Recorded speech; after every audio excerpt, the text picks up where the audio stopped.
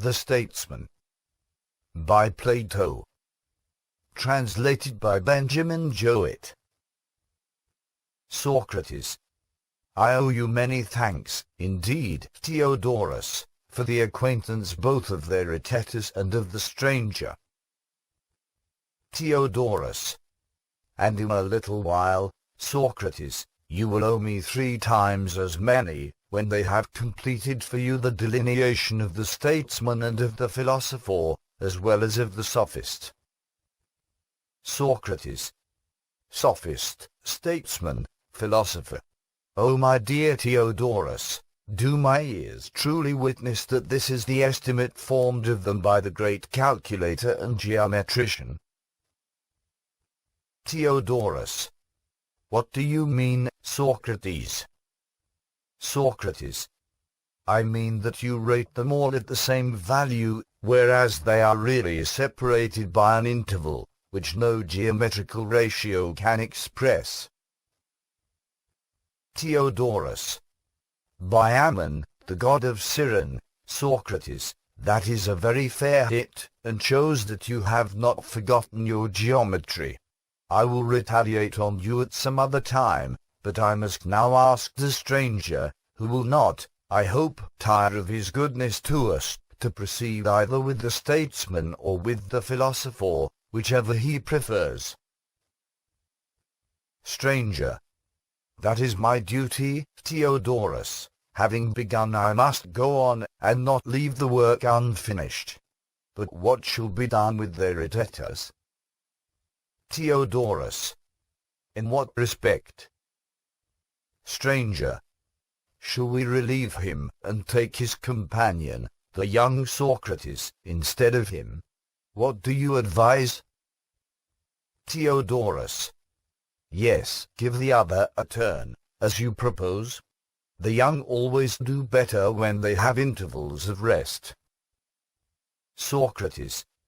I think, stranger, that both of them may be said to be in some way related to me, for the one, as you affirm, has the cut of my ugly face, the other is called by my name. And we should always be on the lookout to recognize a kinsman by the style of his conversation. I myself was discoursing with the Rhetetus yesterday, and I have just been listening to his answers. My name's sake I have not yet examined, but I must. Another time will do for me. Today let him answer you. Stranger. Very good. Young Socrates, do you hear what the elder Socrates is proposing? Young Socrates. I do. Stranger. And do you agree to his proposal? Young Socrates. Certainly. Stranger. As you do not object, still less can I after the sophist, then, I think that the statesman naturally follows next in the order of inquiry. And please to say, whether he, too, should be ranked among those who have science. Young Socrates. Yes.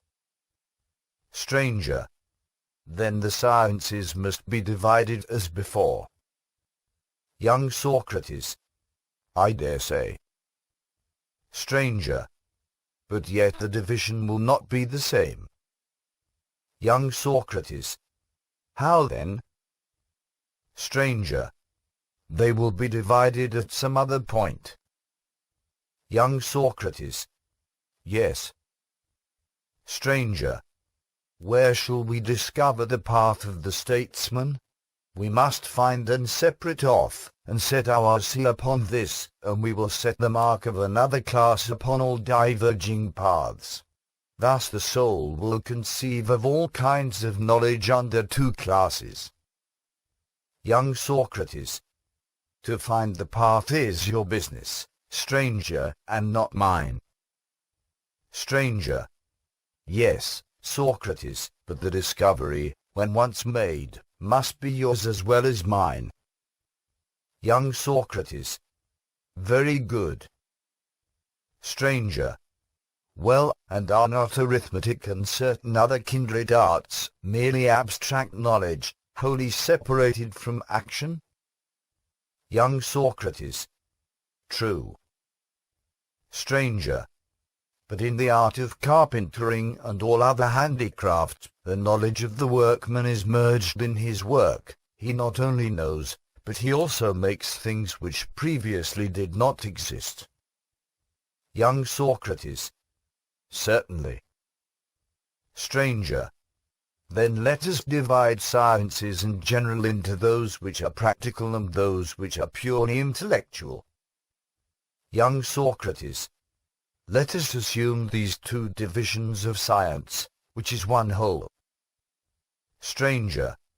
And our statesman, king, master, or householder one and the same, or is there a science or art answering to each of these names? Or rather, allow me to put the matter in another way. Young Socrates. Let me hear. Stranger. If anyone who is in a private station has the skill to advise one of the public physicians, must not he also be called a physician? Young Socrates. Yes. Stranger.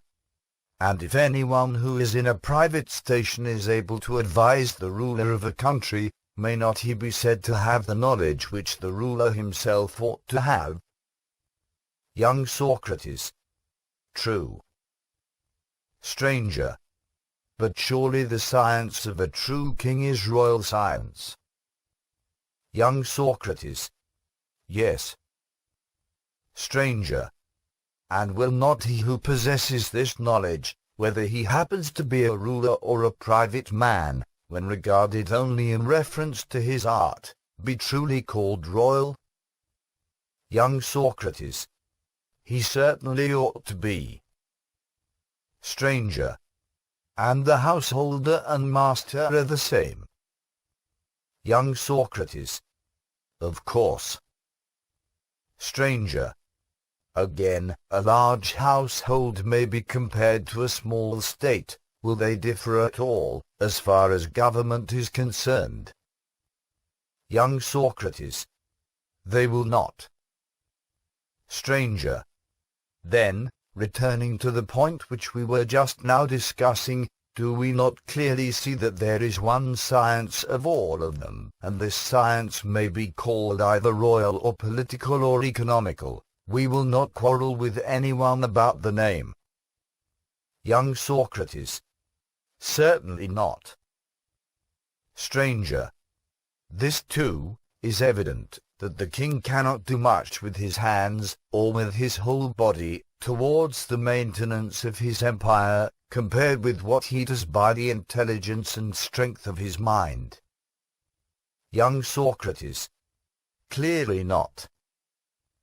Stranger. Then, shall we say that the king has a greater affinity to knowledge than to manual arts and to practical life in general?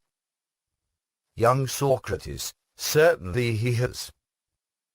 Stranger. Then we may put all together as one and the same, statesmanship and the statesman, the kingly science and the king. Young Socrates. Clearly. Stranger. And now we shall only be proceeding in due order if we go on to divide the sphere of knowledge. Young Socrates. Very good. Stranger. Think whether you can find any joint or parting in knowledge. Young Socrates. Tell me of what sort. Stranger. Such as this. You may remember that we made an art of calculation. Young Socrates. Yes. Stranger. Which was, unmistakably, one of the arts of knowledge? Young Socrates. Certainly.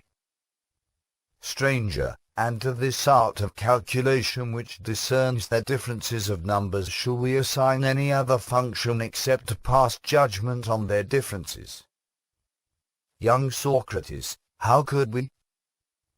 Stranger. You know that the master builder does not work himself, but is the ruler of workmen? Young Socrates. Yes. Stranger. He contributes knowledge, not manual labor. Young Socrates. True. Stranger. and may therefore be justly said to share in theoretical science. Young Socrates: Quite true.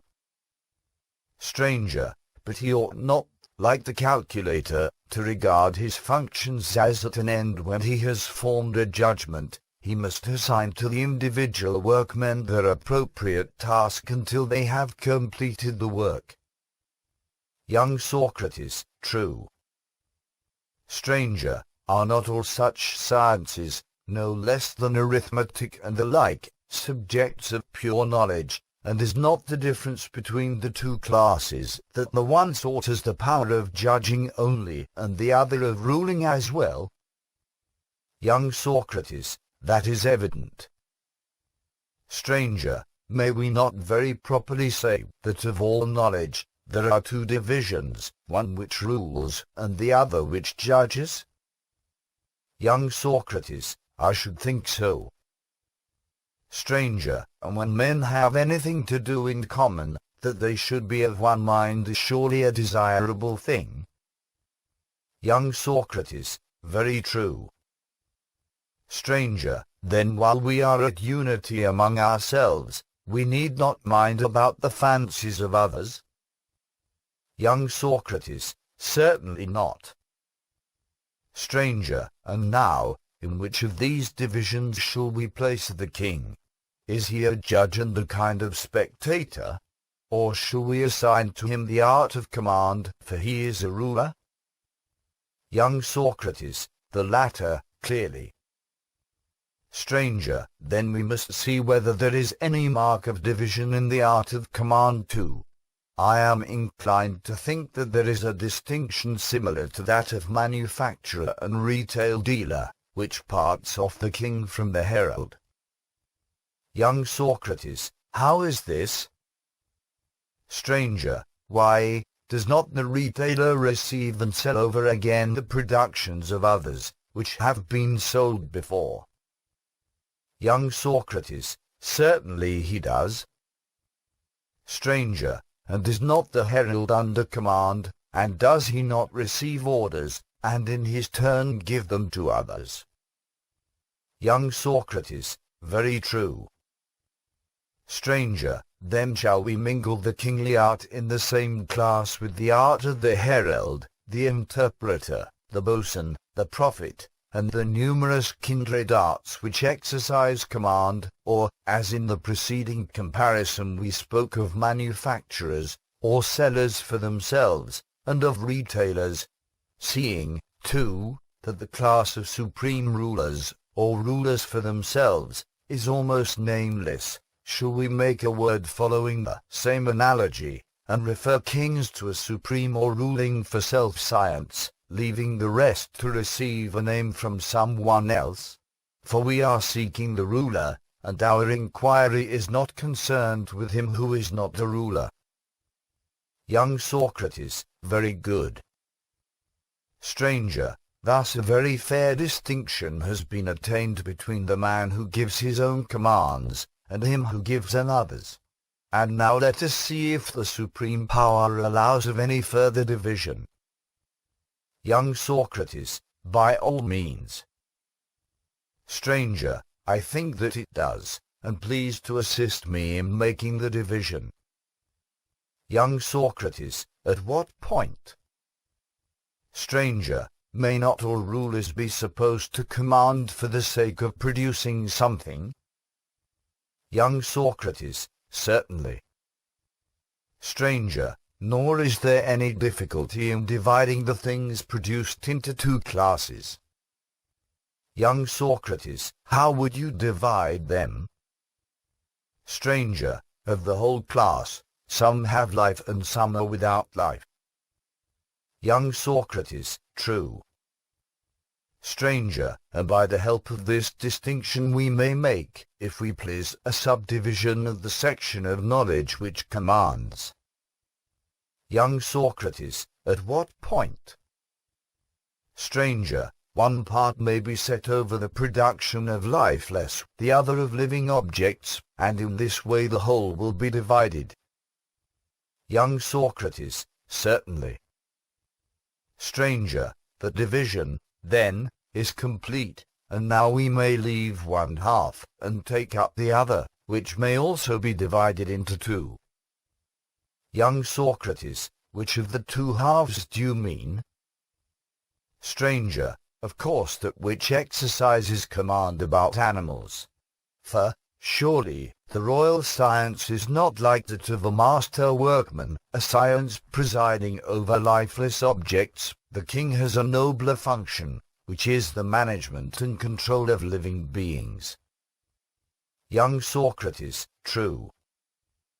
Stranger, and the breeding and tending of living beings may be observed to be sometimes a tending of the individual, in other cases, a common care of creatures in flocks. Young Socrates, true. Stranger, but the statesman is not a tender of individuals, not like the driver or groom of a single ox or horse. He is rather to be compared with the keeper of a drove of horses or oxen. Young Socrates, yes, I see, thanks to you. Stranger, shall we call this art of tending many animals together, the art of managing a herd, or the art of collective management? Young Socrates, no matter, whichever suggests itself to us in the course of conversation. Stranger, very good, Socrates, and, if you continue to be not too particular about names, you will be all the richer in wisdom when you are an old man. And now, as you say, leaving the discussion of the name, can you see a way in which our person, by showing the art of herding to be of two kinds, make us that which is now sought amongst twice the number of things, to be then sought amongst half that number? Young Socrates, I will try. There appears to me to be one management of men and another of beasts. Stranger, you have certainly divided them in a most straightforward and manly style, but you have fallen into an error which hereafter I think that we had better avoid. Young Socrates, what is the error? Stranger, I think that we had better not cut off a single small portion which is not a species, from many larger portions. The part should be a species. To separate off at once the subject of investigation is a most excellent plan, if only the separation be rightly made, and you were under the impression that you were right, because you saw that you would come to man, and this led you to hasten the steps. But you should not chip off too small a piece, my friend. The safer way is to cut through the middle, which is also the more likely way of finding classes. Attention to this principle makes all the difference in the process of inquiry. Young Socrates, what do you mean, stranger? Stranger, I will endeavor to speak more plainly out of love to your good parts, Socrates, and, although I cannot at present entirely explain myself, I will try, as we proceed, to make my meaning a little clearer. Young Socrates, what was the error of which, as you say, we were guilty in our recent division? Stranger, the error was just as if someone who wanted to divide the human race were to divide them after the fashion which prevails in this part of the world. Here they cut off the Hellenes as one species, and all the other species of mankind, which are innumerable, and have no ties or common language, they include under the single name of barbarians, and because they have one name they are supposed to be of one species also. Or suppose that in dividing numbers you were to cut off 10,000 from all the rest, and make of it one species, comprehending the rest under another separate name, you might say that here too was a single class, because you had given it a single name. Whereas you would make a much better and more equal and logical classification of numbers if you divided them into odd and even, or of the human species if you divided them into male and female, and only separated off Lydians or Phrygians, or any other tribe, and arrayed them against the rest of the world, when you could no longer make a division into parts which were also classes. Young Socrates, very true, but I wish that this distinction between a part and a class could still be made somewhat plainer. Stranger, O Socrates, best of men, you are imposing upon me a very difficult task. We have already digressed further from our original intention than we ought, and you would have us wander still further away. But we must now return to our subject, and hereafter, when there is a leisure hour, we will follow up the other track. At the same time, I wish you to guard against imagining that you ever heard me declare. Young Socrates, what? Stranger, that a class and a part are distinct. Young Socrates, what did I hear, then? Stranger, that a class is necessarily a part, but there is no similar necessity that a part should be a class. That is the view which I should always wish you to attribute to me, Socrates. Young Socrates, so be it. Stranger, there is another thing which I should like to know. Young Socrates, what is it? Stranger, the point at which we digressed, for, if I am not mistaken, the exact place was at the question, where you would divide the management of herds. To this you appeared rather too ready to answer that there were two species of animals, man being one, and all brutes making up the other. Young Socrates, true. Stranger, I thought that in taking away a part, you imagined that the remainder formed a class, because you were able to call them by the common name of brutes. Young Socrates, that again is true. Stranger, suppose now, O most courageous of dialecticians, that some wise and understanding creature, such as a crane is reputed to be, were, in imitation of you, to make a similar division, and set up cranes against all other animals to their own special glorification, at the same time jumbling together all the others, including man, under the appellation of brutes. Here would be the sort of error which we must try to avoid. Young Socrates, how can we be safe? Stranger, if we do not divide the whole class of animals, we shall be less likely to fall into that error. Young Socrates, we had better not take the whole. Stranger, yes, there lay the source of error in our former division. Young Socrates, how? Stranger, you remember how that part of the art of knowledge which was concerned with command had to do with the rearing of living creatures, I mean with animals in herds. Young Socrates, yes. Stranger, in that case there was already implied a division of all animals into tame and wild. Those whose nature can be tamed are called tame, and those which cannot be tamed are called wild. Young Socrates, true. Stranger, and the political science of which we are in search is and ever was concerned with tame animals, and is also confined to gregarious animals. Young Socrates, yes. Stranger, but then we ought not to divide, as we did, taking the whole class at once. Neither let us be in too great haste to arrive quickly at the political science, for this mistake has already brought upon us the misfortune of which the proverb speaks. Young Socrates, what misfortune? Stranger, the misfortune of too much haste, which is too little speed. Young Socrates, and all the better, stranger, we got what we deserved. Stranger, very well, let us then begin again, and endeavor to divide the collective rearing of animals, for probably the completion of the argument will best show what you are so anxious to know. Tell me, then. Young Socrates, what?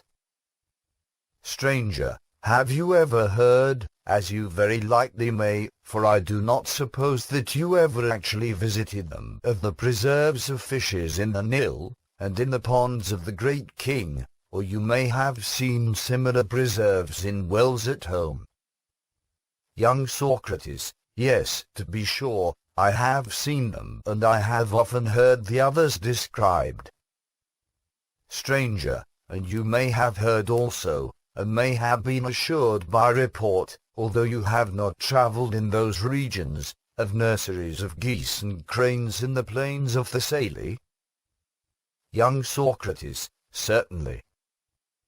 Stranger, I asked you, because here is a new division of the management of herds into the management of land and of water herds. Young Socrates, there is. Stranger, and do you agree that we ought to divide the collective rearing of herds into two corresponding parts, the one the rearing of water, and the other the rearing of land herds? Young Socrates, yes.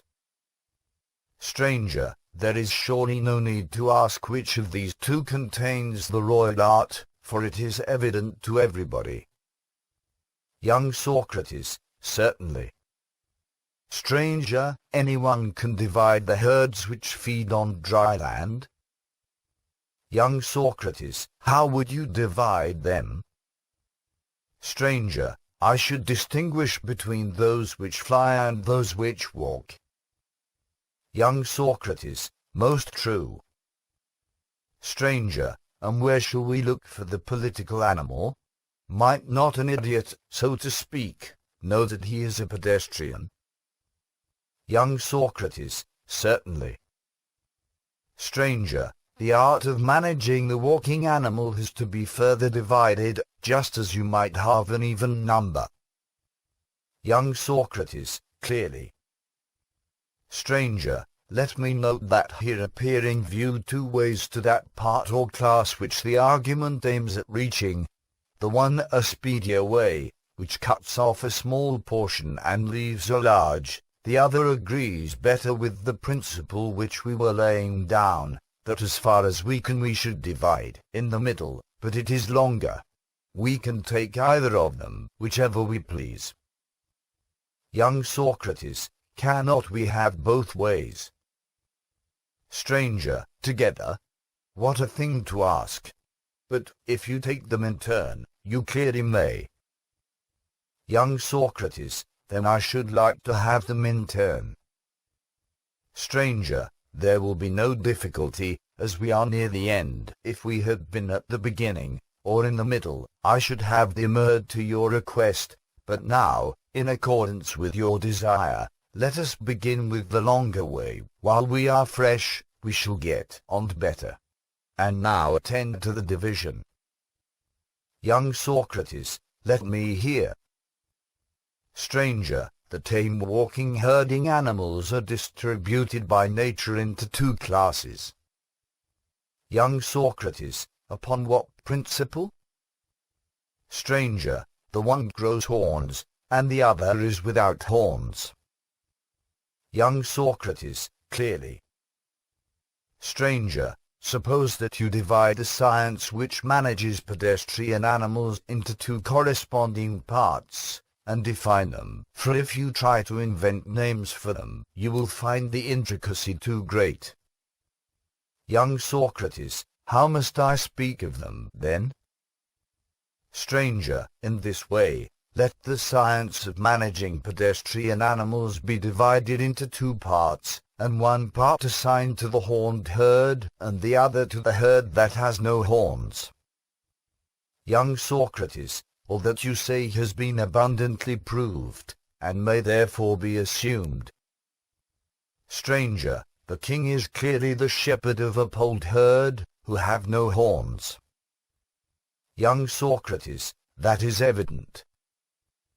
Stranger, shall we break up this hornless herd into sections, and endeavor to assign to him what is his?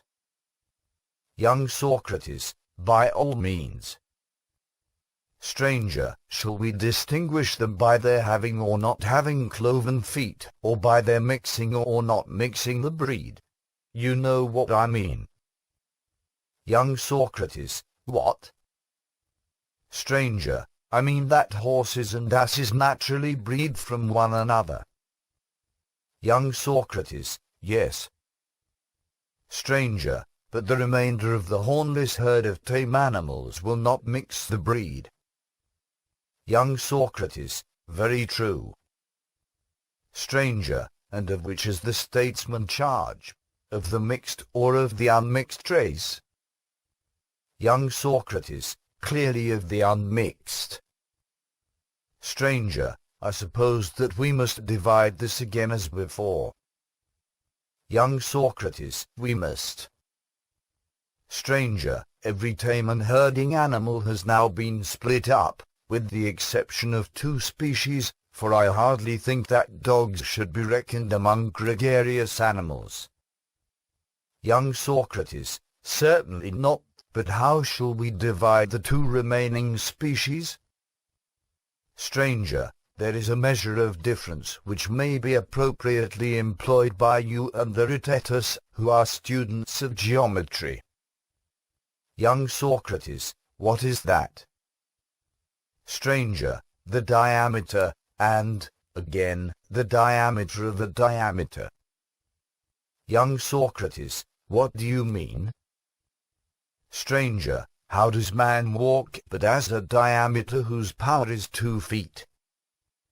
Young Socrates, just so. Stranger, and the power of the remaining kind, being the power of twice 2 feet, may be said to be the diameter of our diameter. Young Socrates, certainly, and now I think that I pretty nearly understand you. Stranger, in these divisions, Socrates, I descry what would make another famous jest. Young Socrates, what is it? Stranger, human beings have come out in the same class with the freest and airiest of creation, and have been running a race with them.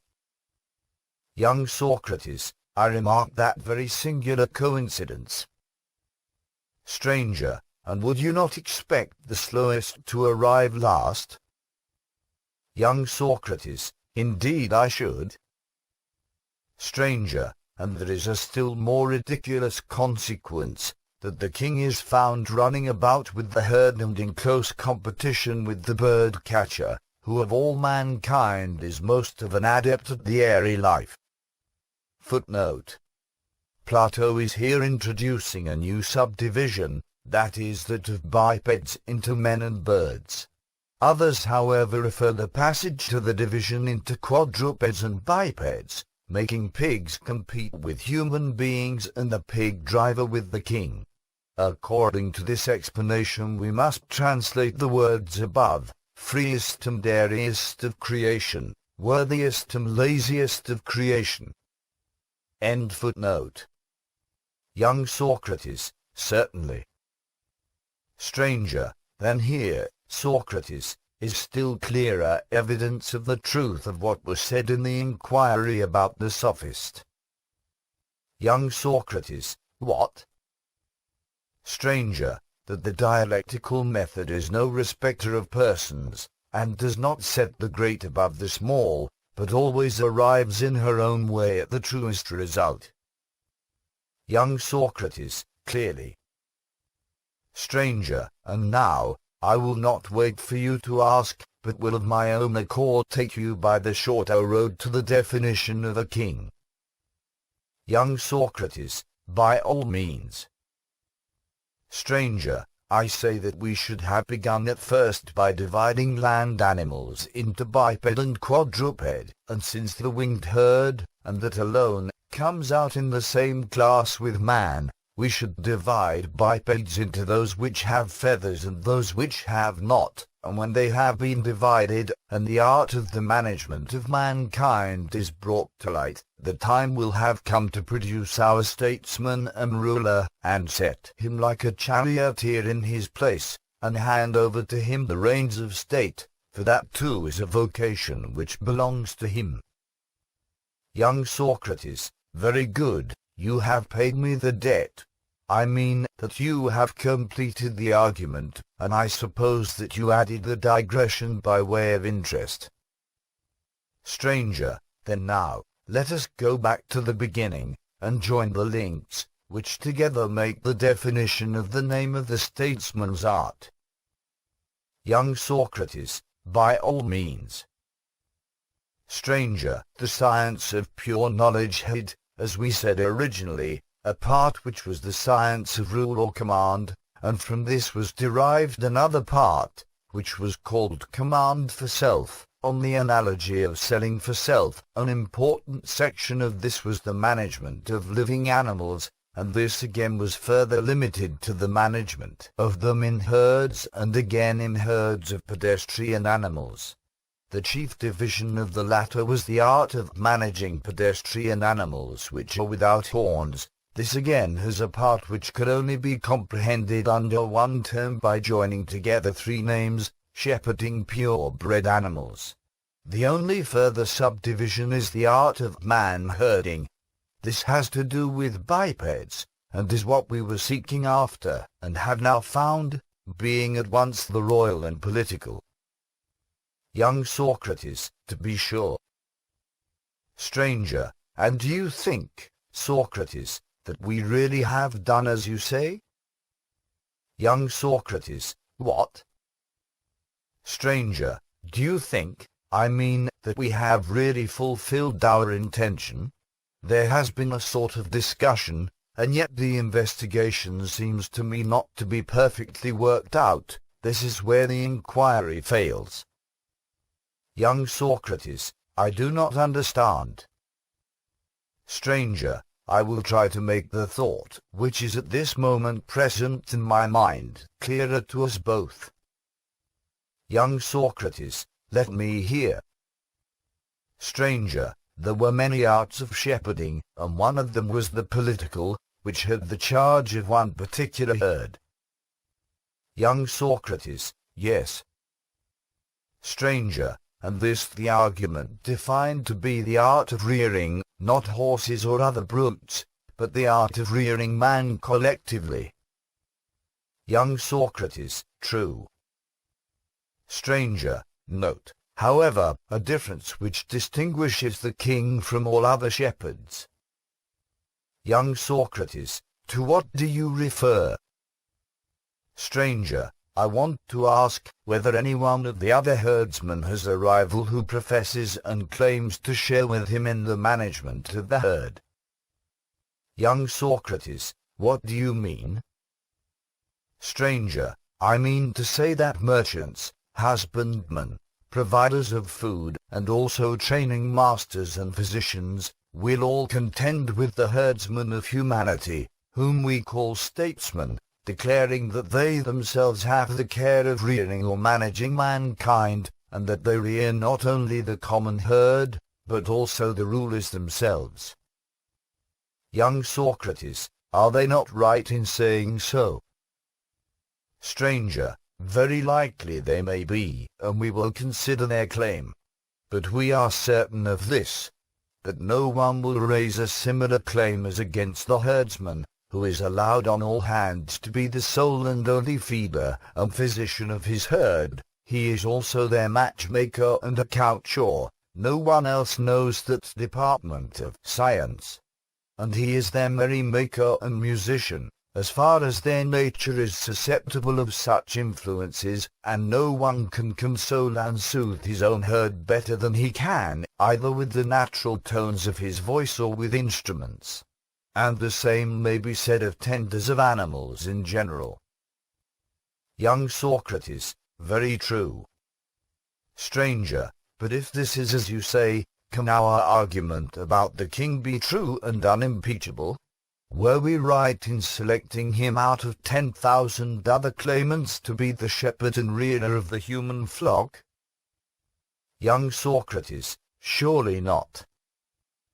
Stranger, had we not reason just now to apprehend, that although we may have described a sort of royal form, we have not as yet accurately worked out the true image of the statesman, and that we cannot reveal him as he truly is in his own nature, until we have disengaged and separated him from those who hang about him and claim to share in his prerogatives? Young Socrates, very true. Stranger, and that, Socrates, is what we must do, if we do not mean to bring disgrace upon the argument at its close. Young Socrates, we must certainly avoid that. Stranger, then let us make a new beginning, and travel by a different road. Young Socrates, what road? Stranger, I think that we may have a little amusement. There is a famous tale, of which a good portion may with advantage be interwoven, and then we may resume our series of divisions, and proceed in the old path until we arrive at the desired summit. Shall we do as I say? Young Socrates, by all means. Stranger, listen, then, to a tale which a child would love to hear, and you are not too old for childish amusement. Young Socrates, let me hear. Stranger, there did really happen, and will again happen, like many other events of which ancient tradition has preserved the record, the portent which is traditionally said to have occurred in the quarrel of Atreus and Thyestes. You have heard, no doubt, and remember what they say happened at that time. Young Socrates, I suppose you to mean the token of the birth of the golden lamb. Stranger, no, not that, but another part of the story, which tells how the sun and the stars once rose in the west, and set in the east, and that the god reversed their motion and gave them that which they now have as a testimony to the right of Atreus.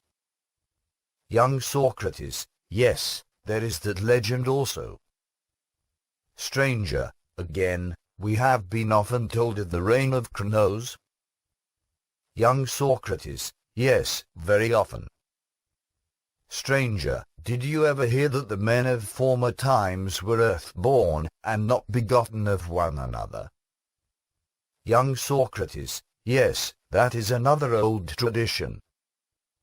Stranger, all these stories, and 10,000 others which are still more wonderful, have a common origin. Many of them have been lost in the lapse of ages, or are repeated only in a disconnected form, but the origin of them is what no one has told, and may as well be told now, for the tale is suited to throw light on the nature of the king. Young Socrates, very good, and I hope that you will give the whole story and leave out nothing.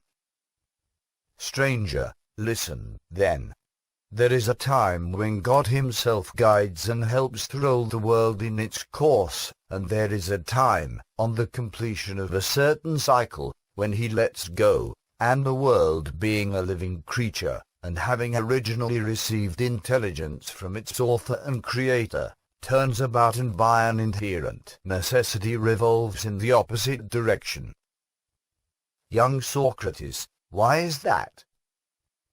Stranger, why, because only the most divine things of all remain never unchanged and the same, and body is not included in this class.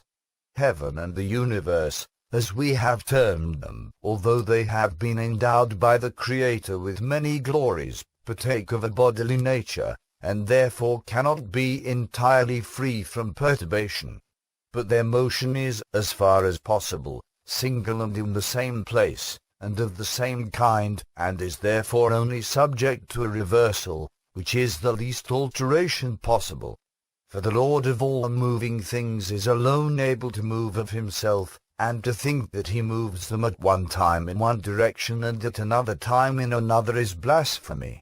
Hence we must not say that the world is either self-moved always, or all made to go round by God in two opposite courses, or that two gods, having opposite purposes, make it move round.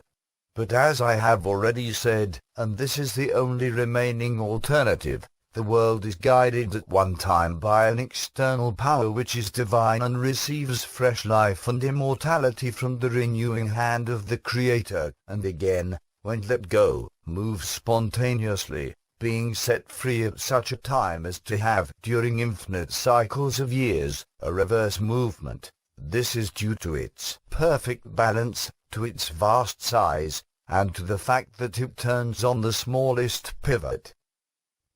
Young Socrates, your account of the world seems to be very reasonable indeed. Stranger, let us now reflect and try to gather from what has been said the nature of the phenomenon which we affirm to be the cause of all these wonders. It is this. Young Socrates, what? Stranger, the reversal which takes place from time to time of the motion of the universe. Young Socrates, how is that the cause? Stranger, of all changes of the heavenly motions, we may consider this to be the greatest and most complete. Young Socrates, I should imagine so. Stranger, and it may be supposed to result in the greatest changes to the human beings who are the inhabitants of the world at the time. Young Socrates, such changes would naturally occur. Stranger, and animals, as we know, survive with difficulty great and serious changes of many different kinds when they come upon them at once. Young Socrates, very true. Stranger, hence there necessarily occurs a great destruction of them, which extends also to the life of man. Few survivors of the race are left, and those who remain become the subjects of several novel and remarkable phenomena, and of one in particular, which takes place at the time when the transition is made to the cycle opposite to that in which we are now living. Young Socrates, what is it? Stranger, the life of all animals first came to a standstill, and the mortal nature ceased to be or look older, and was then reversed and grew young and delicate. The white locks of the aged darkened again, and the cheeks the bearded man became smooth, and recovered their former bloom. The bodies of youths in their prime grew softer and smaller, continually by day and night returning and becoming assimilated to the nature of a newly born child in mind as well as body. In the succeeding stage they wasted away and wholly disappeared. And the bodies of those who died by violence at that time quickly passed through the like changes, and in a few days were no more seen. Young Socrates, then how, stranger, were the animals created in those days, and in what way were they begotten of one another?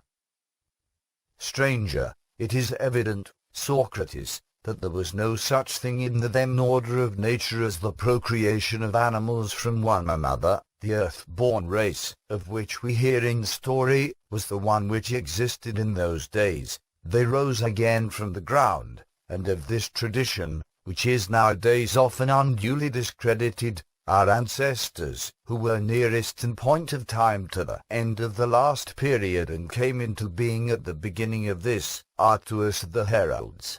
And mark how consistent the sequel of the tale is. After the return of aged youth, follows the return of the dead, who are lying in the earth, to life. Simultaneously with the reversal of the world, the wheel of their generation has been turned back, and they are put together and rise and live in the opposite order, unless God has carried any of them away to some other lot.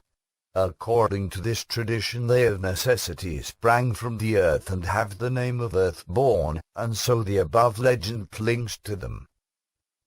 Young Socrates, certainly that is quite consistent with what has preceded. But tell me, was the life which you said existed in the reign of Kronos in that cycle of the world, or in this?